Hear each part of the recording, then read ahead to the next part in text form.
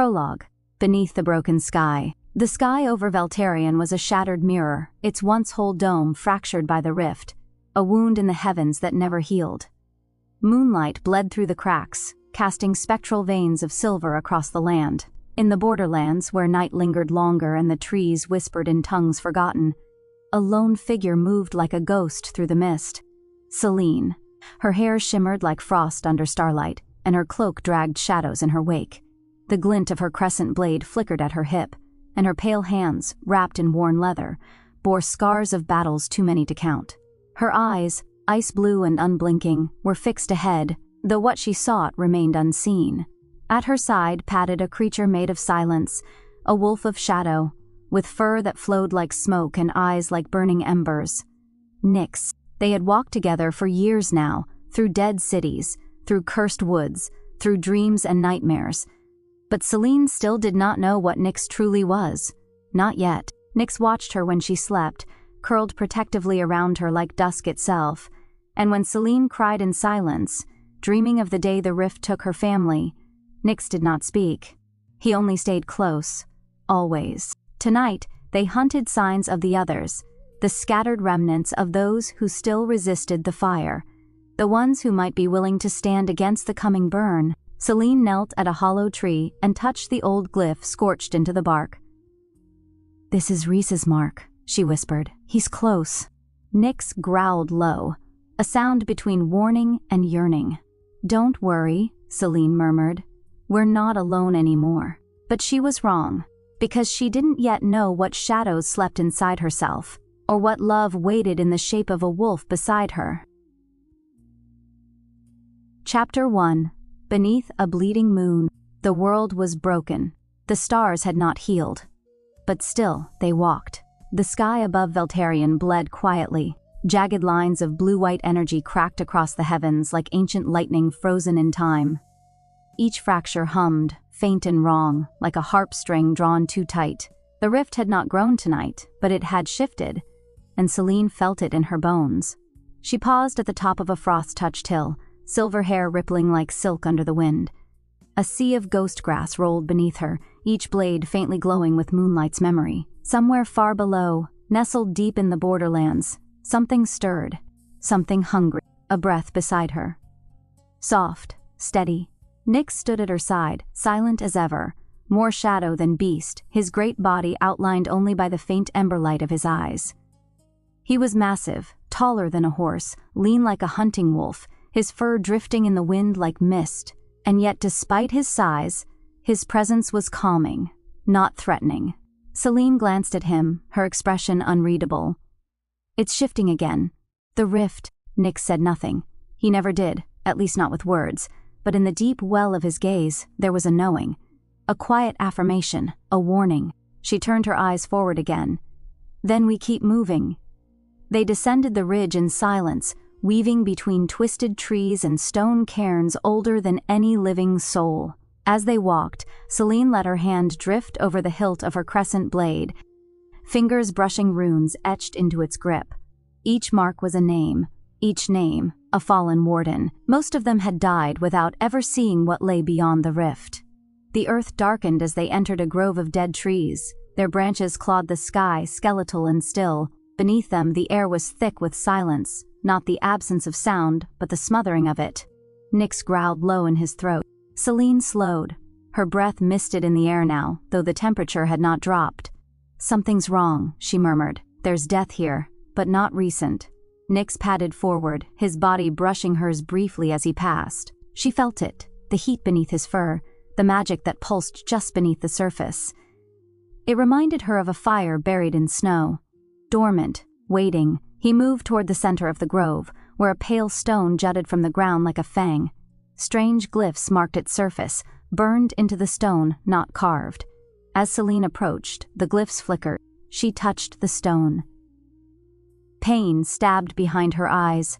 Flashes, a scream, a boy with fire in his hands, a blade through the chest, a voice, Reese's voice, crying her name through smoke. She fell to her knees. Nyx was beside her instantly, his massive form shielding her from the air, from the memory, from everything.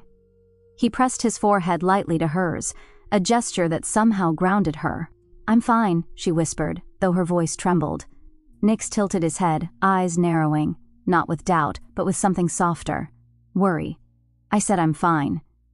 She stood again, brushing ash from her gloves. "Rhys is nearby," she said, more to herself than to him. Or what's left of him. Nyx growled, deep and sharp, as if in protest. "No," she answered. "We're not too late. Not this time." He did not argue. He only followed, silently stepping through roots and mist like a phantom shaped from shadow and will. They moved north, where smoke curled above the treetops in a lazy spiral, the remnants of a campfire or a burning city. It was impossible to tell anymore. "Do you ever think about what you were before?" Selene asked quietly, her voice nearly lost in the wind. "Before I found you in the grove, before the world fell apart." Nyx looked at her, not with confusion, but with sadness. Selene swallowed. She hated asking questions she didn't want answers to. They moved again.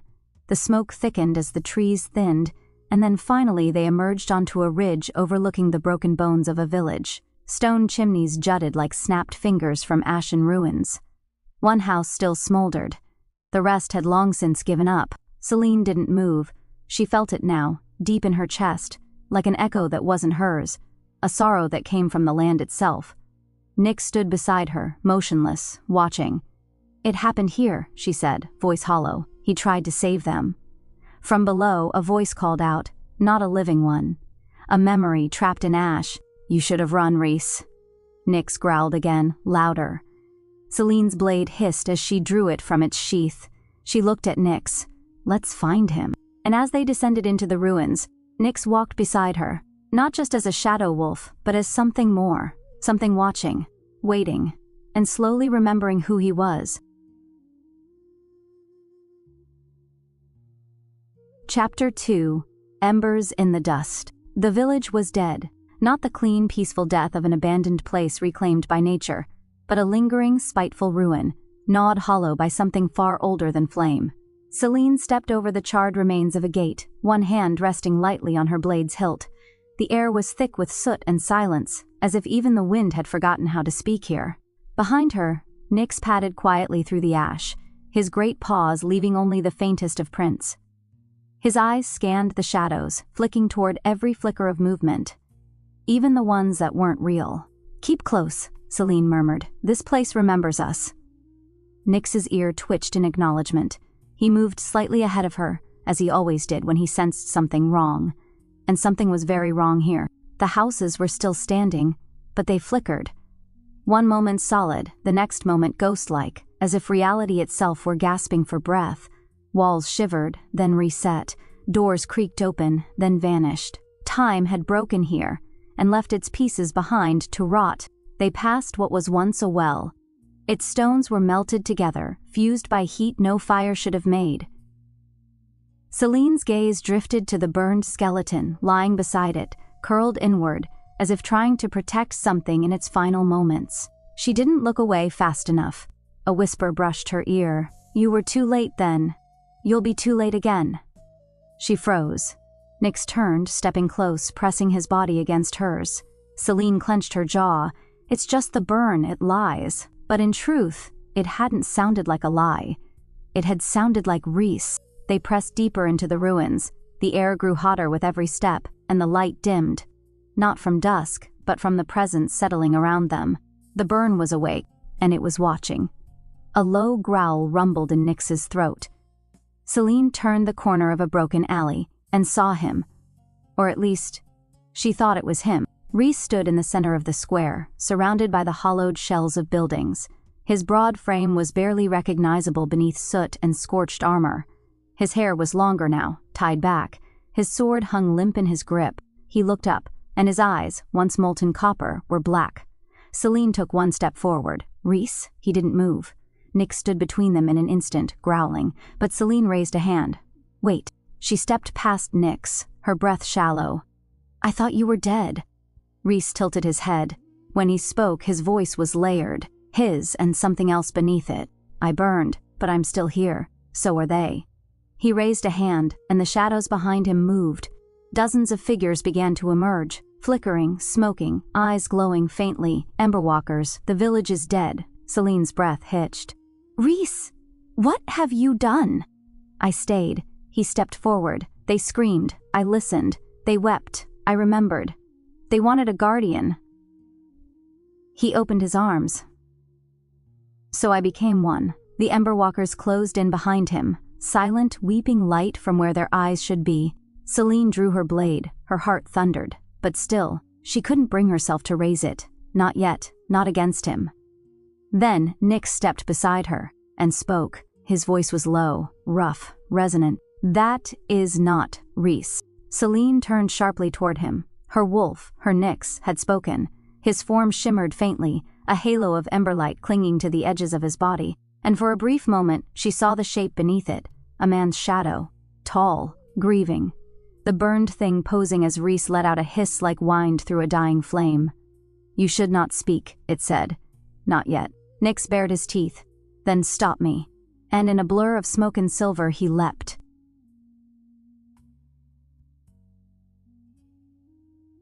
Chapter 3. The Fire That Lies. Selene. Nyx struck like lightning through fog. One moment he stood beside her, still and smoldering.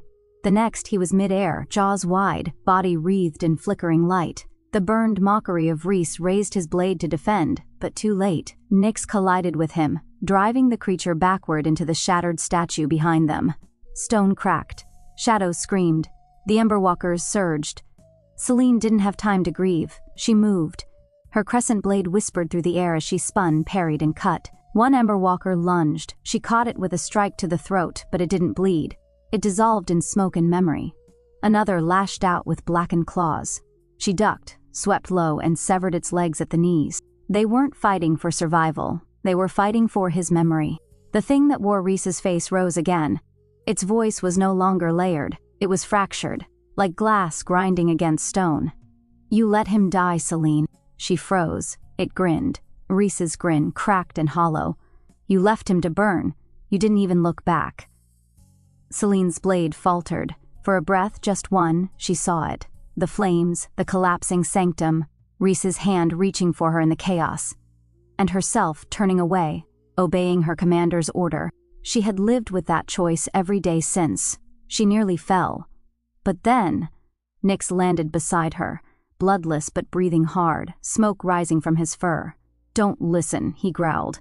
"It's not him." Selene met his eyes, and saw not just the wolf but the soul beneath it.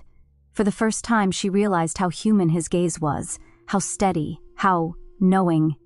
She nodded. They turned together, back to back, blades and teeth, light and shadow.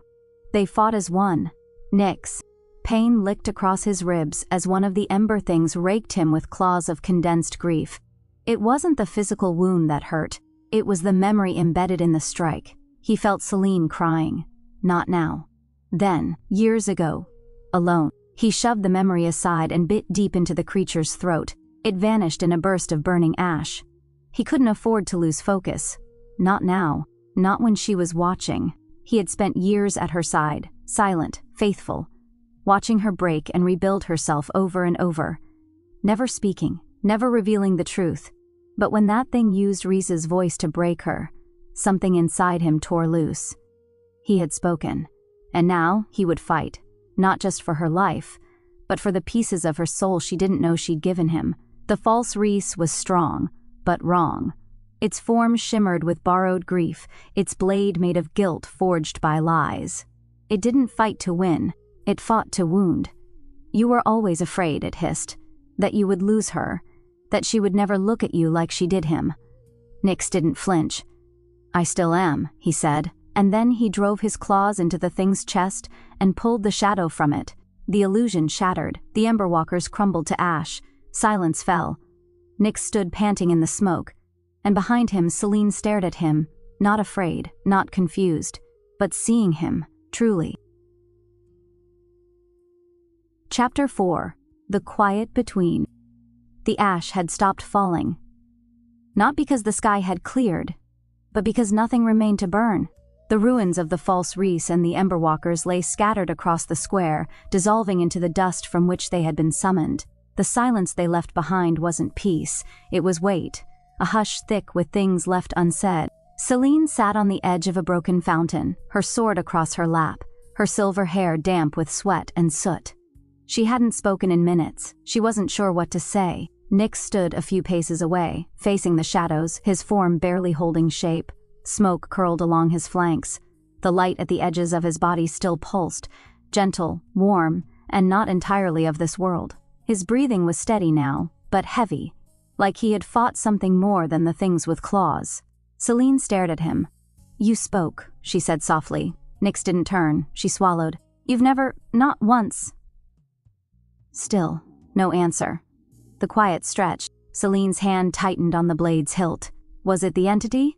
Is that what made you speak? Or was it you? Nyx slowly turned his head toward her. His ember eyes met hers, and she saw it again. Not the wolf, not the spirit. The man. Not fully visible, not yet, but close. She rose from the stone and stepped forward, slow, as if afraid to break the moment. "You've always been more than what you showed me," she said. "I felt it. I just didn't want to believe it." She paused, watching him carefully. "Because if I believed it, I'd have to ask why you stayed." Nyx lowered his gaze.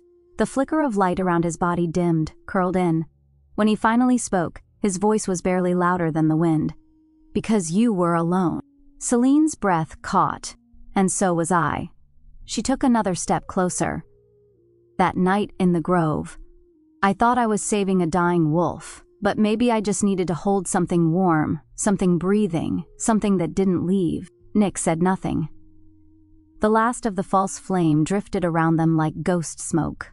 Selene stopped in front of him. Her hand trembled slightly, but she reached out and gently, slowly placed her fingers along his jaw. He flinched, not in pain, in uncertainty.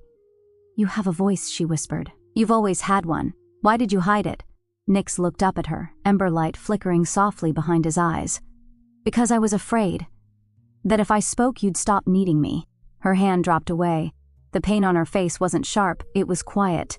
"I didn't need a voice," she said. "I needed someone who saw me, who stayed." A long silence passed between them. Then, finally, "I see you," Nyx said. Selene nodded, just once, and turned away. "We should rest," she said. "We move at dawn."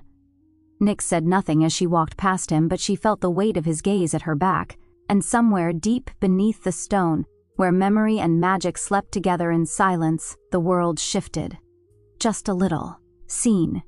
The unveiling of Nyx Selene fell. The sky shattered above her like glass, broken moons spinning in a void of blue fire and static grief. Wind tore at her cloak. The ground, a distant shard of a floating island, rushed upward. And all she could think was, this is how it ends. Not in battle, not in victory, just falling. But she didn't hit stone, she hit light. A warm, blinding pulse surged around her as arms caught her, strong, steady, and trembling with barely contained power. Not fur, flesh, not paws, hands, she gasped. She opened her eyes. It was him, not the wolf, not the shadow. Nyx. His human form shimmered with dusklight. Tall, cloaked in a mantle of living shadow woven with fading starlight. His hair was black and wind-wild, his face carved with quiet sorrow, jaw clenched with the effort of holding her weight, and more than that, of holding back everything he had been hiding. His skin glowed faintly with pulse-like threads of ember light beneath the surface, and his eyes, those eyes had always burned, but now they bled, with fear, with love, with truth. Selene stared at him, stunned. "Nyx?" His voice was hoarse, rough, and undeniably real. "I couldn't let you fall. She couldn't say it, so he did. "I was never just a wolf." Lightning cracked behind them. The rift shrieked, tearing another island apart in the distance. But here, in this moment, there was only the sound of her breath and his heart, racing like it had waited centuries to beat like this. He set her down gently and stepped back. His form flickered slightly, still tethered to the shadow beast he had been. But this was real, his true shape, the one he had buried to stay beside her without frightening her away. "I wanted to tell you," he said, "but I didn't want you to think I was a lie." Selene shook her head. "You're not. She touched his chest, over the glowing thread of ember that pulsed like a heartbeat. "I didn't know how much I missed you until I saw you." A pause, then softly, "You were always here, weren't you?" Nyx nodded. Every step, every silence, every time you cried and thought no one heard. Tears welled in her eyes, not because she was afraid, but because this wasn't a dream. This was him. You remember everything? She whispered. Yes. He smiled, barely. Even the name you gave me. When I had no voice of my own. Selene lowered her head, her voice breaking. Then say it again. He leaned in and whispered, Selene. The ground trembled, the rift screamed. But for one breathless second, there was only light. Soft, strong, and born of a love that had waited too long in silence. The storm had passed. The sky above the borderlands was still choked with drifting smoke, but the shadows had fled, slain or scattered. Selene stood at the edge of the smoldering grove, her silver cloak tattered and singed. Nyx paced nearby, half wolf and half shadow, his body flickering between forms. Neither spoke. There was a new smell on the wind, not rot, ash. Selene turned her head toward the ridge rising in the distance. The land there was scarred, jagged and blackened, scorched by old flame. The trees didn't sway, they leaned, brittle and broken, as though frozen mid-scream. The burned reach, she murmured. Nyx's ears twitched. Someone still there. Selene narrowed her eyes. Alive? He nodded once, barely. They moved fast. By the time the sun broke through the cloud cover, they had crested the ridge and found the remains of a once fortified outpost, stone walls shattered, banners reduced to cinders, the emblem of the furnace guard barely recognizable on a half-buried shield. Selene stepped carefully through the ruin, Nyx silent beside her. Beneath the rubble, something shifted, then a cough. She rushed forward, dragging aside debris. Her hands found burned metal, armor still warm, a gauntlet lifted weakly, fingers curling. Easy, she said. We're not enemies. The figure beneath the ash groaned, then cracked one eye open. Rhys. He was barely conscious, his body covered in soot, armor melted to his skin in places, but even half dead, he looked like a weapon forged by flame and guilt. Nyx stood watch as Selene knelt beside him. You stayed behind when the others fell, she said softly. Rhys blinked. Didn't have a choice. Selene frowned. You could have run. I tried, a cough, blood, but the fire kept finding me. They made camp that night in the shadow of the ruined tower. Rhys lay wrapped in a heat-resistant cloak, breathing slow but steady. Selene stared into the fire, her blade resting across her knees. He should have died, she said quietly. He didn't, Nyx replied. Which means he's meant for more. Selene looked at him. Or he's just as cursed as the rest of us. Nyx didn't deny it. At dawn, Rhys spoke again, hoarse but clear. Name's Rhys, former furnace guard, last of the Ember Watch.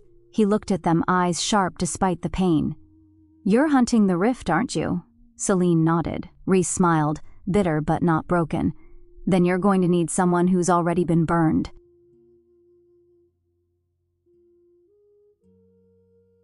Chapter 5. The Day the Grove Chose Her. Flashback. Selene, age 8. The borderlands were not safe. Not during a moon surge, not for a child. But Selene had never felt safe in walls.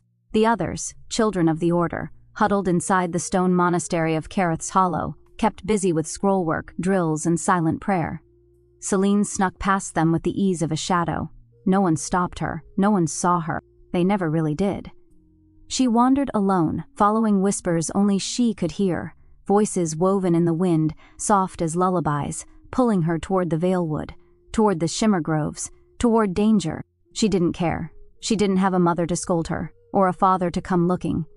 She had silence, and a strange, aching question in her chest that never went away. Why am I still here when they aren't? The grove pulsed with quiet magic. Its trees glowed faintly, silver-veined and dreamlike under the surge-touched moonlight. Petals drifted from above, untouched by gravity, as if the world itself was holding its breath. She passed through tangled roots, her pale hands trailing along bark that hummed faintly under her touch. Something ancient stirred below the earth, watching.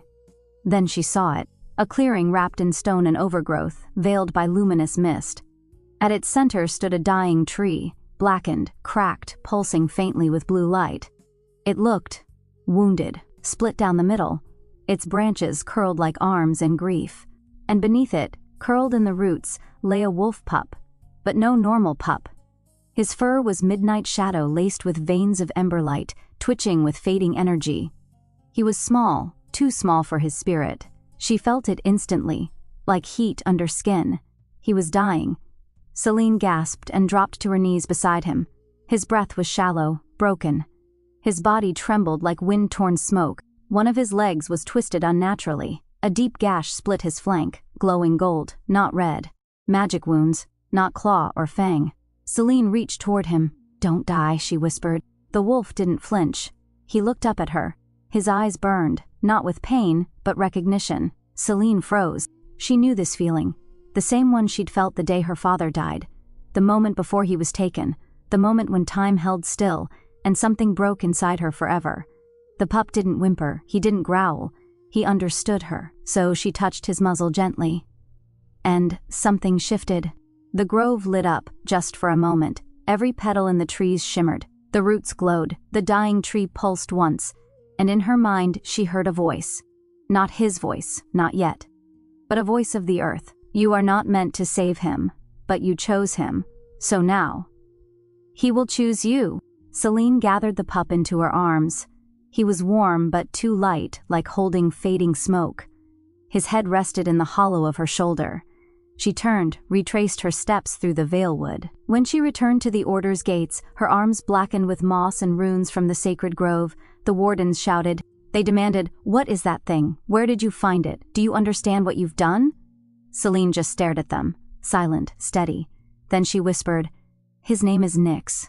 And the air around them shifted. From that moment forward, she was never truly alone again. The truth in the light. Setting, the group regathers on the edge of a shattered sky bridge in the bleeding sky, a floating fragment of land, half collapsed, drifting among void light and stardust. The storm has passed, the rift has closed. For now, everyone is recovering. They stared at him in silence. Not the wolf, not the shadow. Nyx. His true form stood quietly beside Selene, breathing hard from the effort it took to remain solid. Not smoke, not illusion, flesh, laced with shadow-threaded energy and ember veins that pulsed like starlight just beneath his skin. His dark hair hung damp against his jaw. His eyes, those burning familiar eyes, looked from one face to the next. He said nothing. Neither did they. Rhys was the first to move, stepping forward slowly, sword still sheathed but his posture sharp with tension. "What the hell are you?" Nyx's voice was low, steady. "A guardian. Or, I was." "That doesn't answer it." "Neither would the truth," Nyx replied, turning his gaze to the cracked earth beneath his feet. Selene moved to stand beside him. "He's not your enemy." Rhys shook his head. "He's not what you said he was. All this time he was, what, watching? Listening? Lying?" Lyra tilted her head, her mirrored eyes wide with fascination. "No, not lying, hiding. There's a difference. One's survival, the other's intent." Her lips curved into a slow, uncertain smile. "You're very pretty, by the way, in a fell out of the stars and into my trauma kind of way." Nyx blinked, visibly unsure how to respond. Kaelen, silent until now, stepped forward and studied Nyx with the cold calm of a stone-carved guardian. "You carry the mark of the Veilbound," he said, "the ones who walked between worlds before they burned." Nyx nodded. "I was one of them." Kaelen narrowed his eyes. "Then why live as a beast?" "I chose silence, so I wouldn't lose myself." "You already did." "Maybe," Nyx said, "but she found me." He looked at Selene, and the silence changed. Isolde stepped forward, barefoot on cracked stone, her blind eyes turned unerringly toward Nyx. The runes on her arms glowed faintly. "You burn softly," she whispered, as if listening to a secret only she could hear. "Grief made flesh, sorrow wrapped in fur. But love stitched your soul back together." Nyx flinched, barely. Isolde turned her head slightly, to Selene. "He's not here to end you, he's here to remind you. You were never broken alone." Selene said nothing, but her hand found Nyx's, and he didn't pull away.